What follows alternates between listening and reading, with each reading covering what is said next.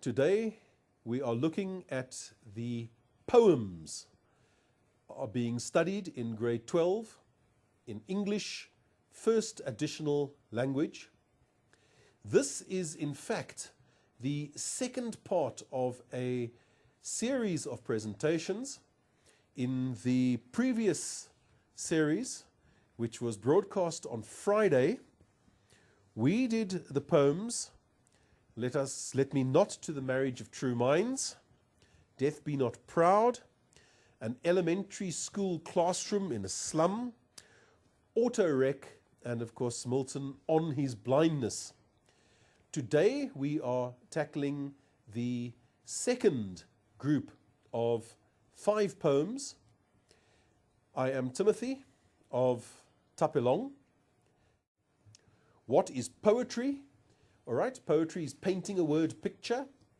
Poetry creates mental images through the use of figurative language, creative diction, rhyme, and meter. Okay, most good poetry relies on being heard, not only being read. In that aspect, in that regard, it is similar to music. Music has words, music has a tune, music has rhythm. Poetry, good poetry to my mind, is very much like that. Aspects of poetry to consider. Here I've given you some background questions to ask. Who is the poet? Often, if you know a little bit about the poet, it will tell you more or less what to expect in his poem. Then, when was the poem written? Obviously, Shakespeare's poetry will be very different to that of the poetry written in the 20th or 21st century. In diction and grammar and every aspect will be completely different. Shakespeare, of course, never wrote, for example, a poem called Auto-Wreck, because in those days there were no cars, so it wouldn't have been possible. And then finally, why was it written? Always, in order for a poem to be written, there must be a motivating factor. So always we look for the story behind the story. Here we've got some tips on poetry analysis. The theme is, of course, the message or the deeper meaning of the poem. And then the question that I always ask my guys when we deal with theme, what have you learned from it? It's not what I have learned, it's not what the textbook says, it's what you have learned from it. The form is, of course, the structure of the poem, the number of stanzas, if any. Some poems are a single stanza. The lines per stanza, the use of enjambment or run-on lines, and is there a refrain, a chorus? Then diction, the choice of words. Archaic, for example, is words that are no longer used, common in Shakespeare and John Donne and Milton and those guys. Slang is informal words and phrases used by a specific group of people, and jargon is, of course, specialized words and phrases. The tone of the poem. Is the mood or atmosphere of the poem, well, friendly, sharp, sarcastic, ironic, angry, humorous, condescending, etc.? We go on to rhyme, which depends on sound, not spelling. The rhythm affects the flow or the pace of the poem. It is affected by sound devices and the meter, that is the stressed and unstressed syllables of a line. And then, of course, here at the bottom here, you've got imagery, the combination of literal and figurative language used to create the pictures in the mind. Poetry is about forming your own pictures in your mind from the sounds that are coming in through your ears. And before we look at aspects, I'd like to read through the poem with you. Okay, we're tackling A Prayer for My Countrymen by Guy Butler. So let us start by looking at this poem, and then we're going to do something slightly different and also run through, after this, some figurative language. A lot of understanding poetry relies on being able to convert figurative language into literal language. So if we could spend not too long, I'd say 10 minutes or so, just looking at converting a figurative language into literal language, it will help you enormously in understanding poems. It's the same tricks that we use in summarizing. Summaries, of course, do not contain figurative language or examples, So we do exercises converting figurative language into literal language and condensing it. However, before we go on, let's look at this poem, which is, to my mind, very moving, not least because this poet, Guy Butler, was a friend of one of my closest friends, who was also in those days a lecturer at Rhodes University down there in Grahamstown. To this day, one of the finest universities in South Africa, and I'm paying them a tremendous compliment because I can classify them in the same fantastic quality as I classify the University of the Free State. Good, let's read through this poem together. This is A Prayer for All My Countrymen by Guy Butler. Though now few eyes can see beyond this tragic time's complexities, dear God, ordain such deeds be done, such words be said, that men will praise your image yet, when all these terrors and hates are dead. Through rotting days, beaten, broken, some stayed pure, others learnt how to grin and endure, and here and there a heart stayed warm, a head grew clear. It's short, it's simple, it's very to the point. And it is such a deep and moving personal commentary here being made by Guy Butler, who, like me, witnessed a lot of the problems caused by apartheid all those many years ago. And even though Guy Butler has long since died, and my friend who knew him has long since died, we are here to carry on his memory, and this poem will remain forever in literature as a commentary done by him on that period in South African history. Now, let's see if I can navigate my maze, my way through this maze. And there we have a few comments that I have made about this poem. This is by no means exhaustive analysis. You have been taught this poem already, and I'm sure your teachers are perfectly competent. Let's just look at what I have got out of this. Firstly, Guy Butler was a white English South African liberal who was, of course, a professor at Rhodes University in Grahamstown, and he did not support the government of the day. Very few of the liberals did. And, of course, the poem was written during the apartheid era of South Africa, which must have been very horrifying to Guy Butler, who was an intelligent man, and he could see what was going wrong. And, of course, there, the very obvious thing, why was it written? The poet is expressing his disapproval of the apartheid system. He does not describe it in a positive light. But looking slightly more deeply at this, here, the theme, even in times of apparent hopelessness, people survive and look to the future. People have this amazing ability to survive even under the worst conditions. You can look at, for example, countries that are recovering after a war. During World War II, or after World War II, the aftermath in World War II, Germany had been bombed into nothingness. Most of the cities were either damaged or destroyed. Even in Berlin, which was bombed possibly more than any of the other places, still, people were living there. They made a plan to get water. They made a plan to get food. They carried on. They were still there. And this is this poem comments on that. I must stress that, of course, this is my take on the theme of this poem. You may have a completely different outlook. We are both correct, not just me. The form is, of course, 3 stanzas, but you'll see no formal structure, and there is extensive use of enjambment.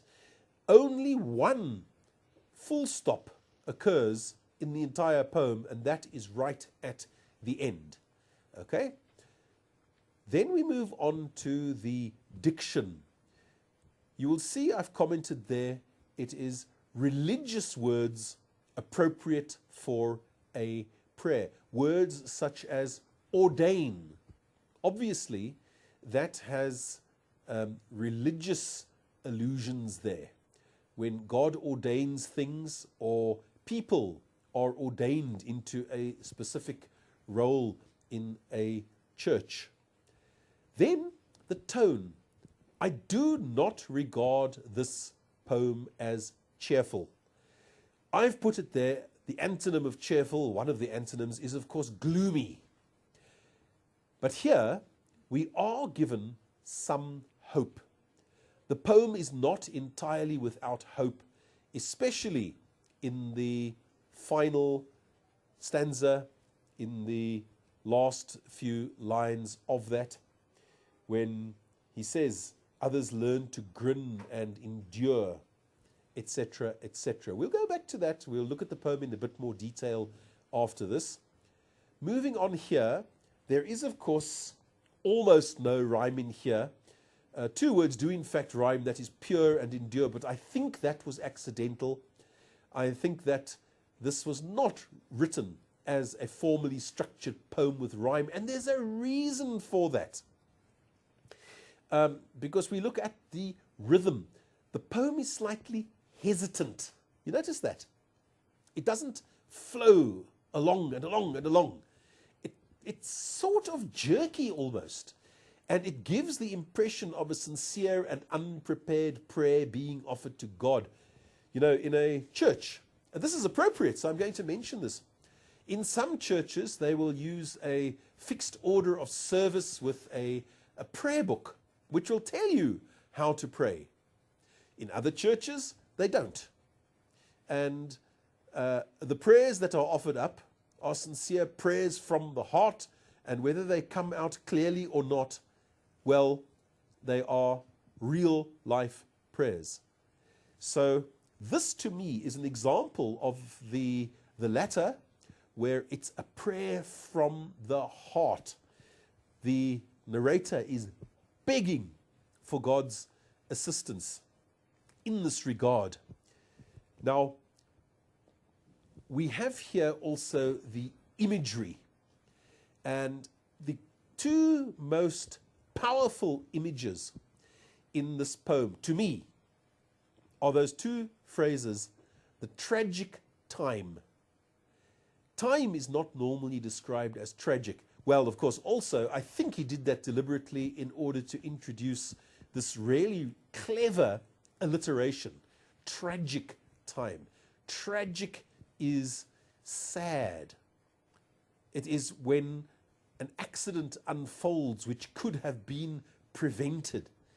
And really, that choice is so accurate when describing the apartheid system created by Verwoerd.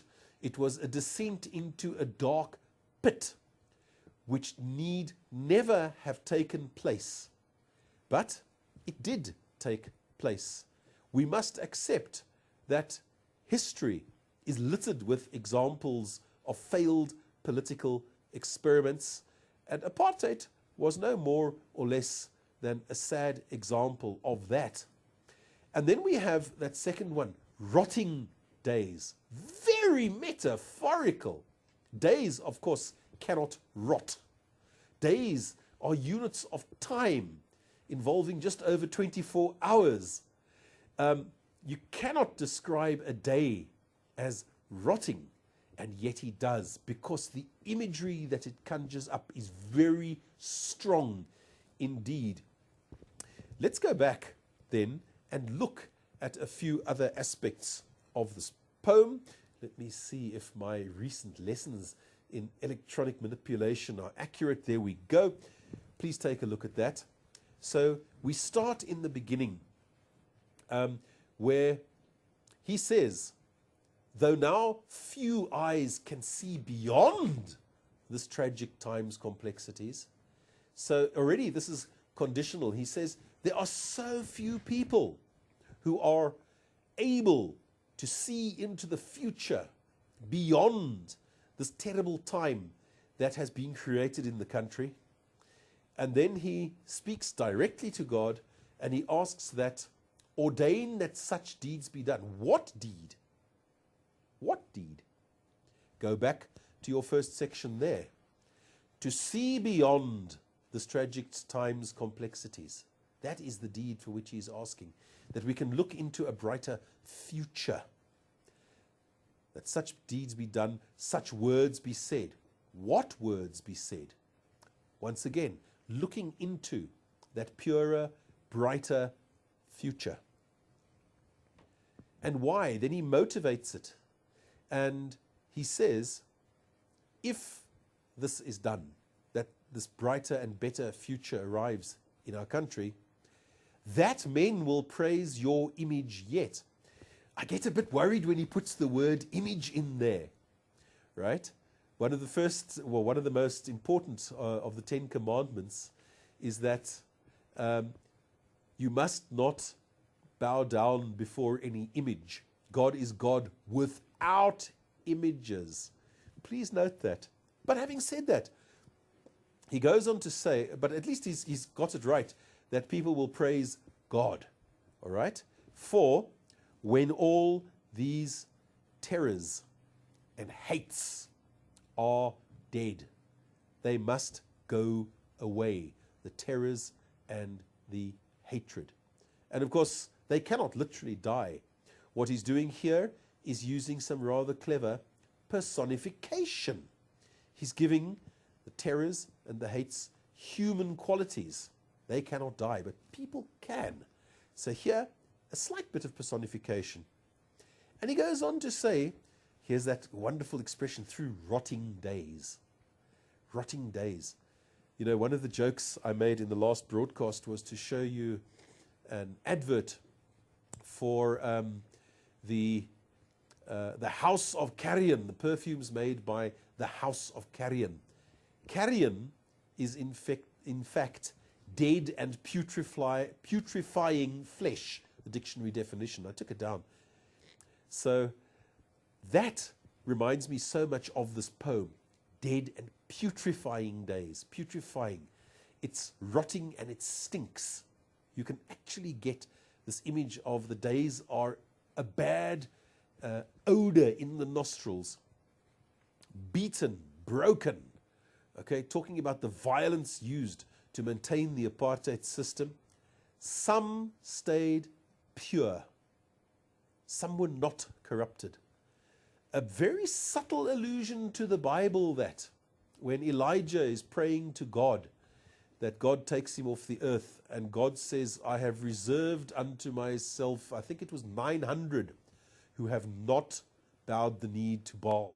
So yes, always, God reserves to himself a number who are sealed to stay his faithful servants. Others learned, it says here, how to grin and endure. You grin and bear it. That famous saying, things could be worse. Things could be a lot worse. Always. At least if we've got food in our stomachs, clothes on our backs, and a roof over our head, we can't complain too loudly. It could be worse. Then, and here and there, a heart stayed warm. Why does he say a heart stayed warm? The heart is, of course, the center of emotions, in this case being used metaphorically. And the heart did not get corrupted by the hatred of the time. And there was a lot of hatred of the time. And then he goes on to say, a head grew clear. People started to see beyond the deception and the lies that were being told. Whenever a government seeks to build up a bad system and to maintain that specific government in power, They use propaganda. They spread lies. But these things always eventually get exposed as lies, especially today when any one of us can pick up a phone and Google anything that we want to. We can see live footage of things happening. It's becoming more and more difficult to lie. But in those days, the government had tight control over the media, and the media basically consisted of radio and TV. However, some people began to see through the lies that were being spread.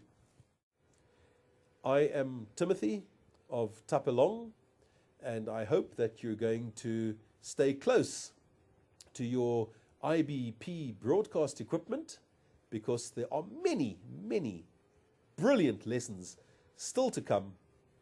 Don't forget that when you are studying for paper 2, you can do just that. You can study. It is one of the easiest papers in which to increase your marks with some self-discipline and going through your notes as much as you can. I really hope that you will do that in both September and in the final exams in November. Goodbye, everybody.